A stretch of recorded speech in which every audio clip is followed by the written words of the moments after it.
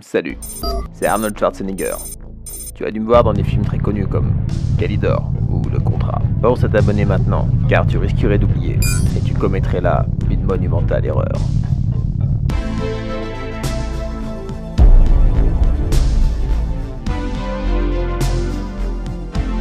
Le Roi Lion 2019. Alors, j'ai pas vu le film en fait.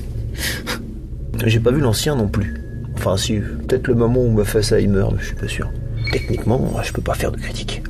Je peux pas. Je peux pas? Bah si. Oui, alors à première vue, ce reboot de Disney live action laisse un goût amer même aux fans les moins exigeants. Et j'ai une théorie à proposer. Ah. Alors, qu'est-ce qui ne va pas? Oui, au fond? Le scénario? Le scénario? Non. Non, c'est pas ça. La production? La production non plus. Non, ce film est extrêmement bien réalisé. Et c'est quasiment la même histoire. Donc, normalement, c'est bon. Sauf que... ils ont raté un truc. Alors comment j'ai fait pour comprendre que ça pouvait pas être bien sans avoir vu le film?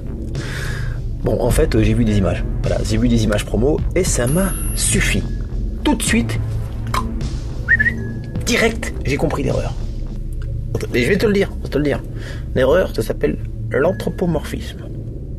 Et oui, si on compare le Roi Lion de 94 et cette version de 2019, on passe d'un dessin animé à de la CGI.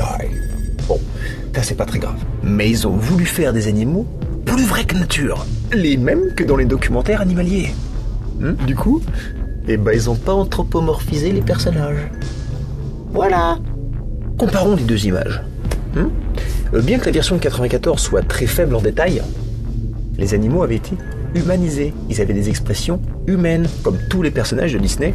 D'ailleurs, de Donald à la Belle au clochard, en passant par Rox et Rookie, Robin des Bois, et même dans les derniers films en CGI qu'ils ont produits comme réponse, le cheval est très bien humanisé. Ça passe par quoi? Un regard expressif, avec le blanc de l'œil apparent, ce qui est une caractéristique humaine.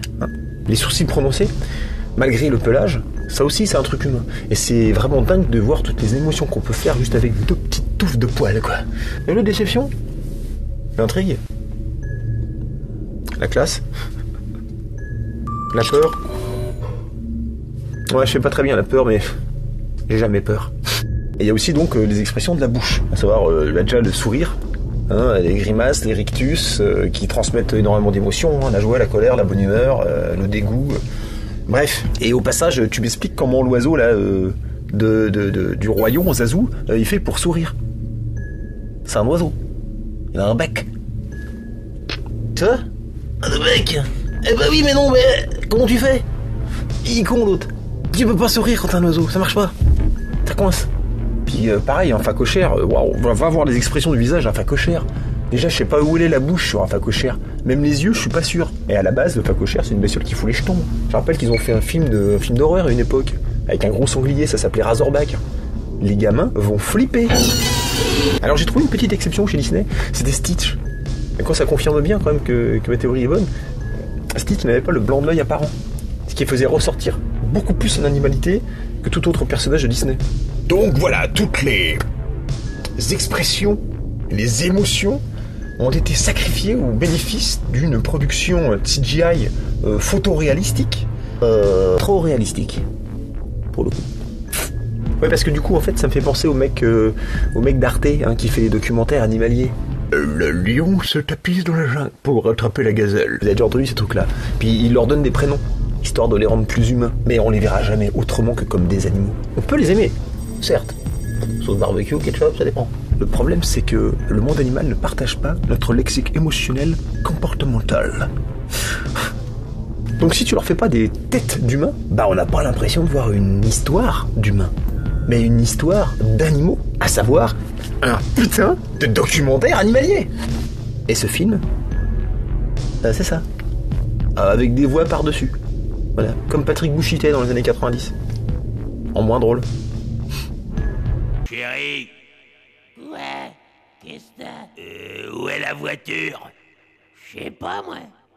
Tu sais pas.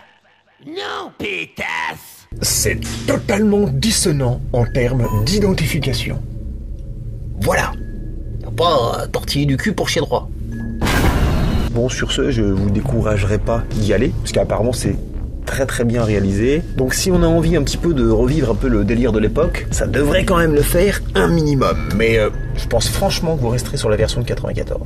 Allez, j'y retourne. À bientôt. Et la chronique d'Endgame, ça avance? Ouais, j'ai merdé parce que j'étais obligé de la refaire. Mais tu fais chier toi aussi, pourquoi tu m'emmerdes comme ça? Tu m'emmerdes là, c'est bon, j'y pensais plus là. Non mais je vais la faire, t'inquiète. Ah bah je vais pas me priver de ce plaisir. Est-ce que j'ai la tête de quelqu'un qui met des gants? Regarde bien, Bruno. Là, tu prends cette pose, là, tu vois? Là, concentre-toi, là. Regarde, là, légèrement efféminé, puis ta main comme ça, la main comme ça, là. Voilà, comme ça. Ta main, plus bas. Le déconcentre pas, là. Mais lève ton cou, lève bien ton cou. Sois majestueux, voilà, bien joué. Voilà la photo.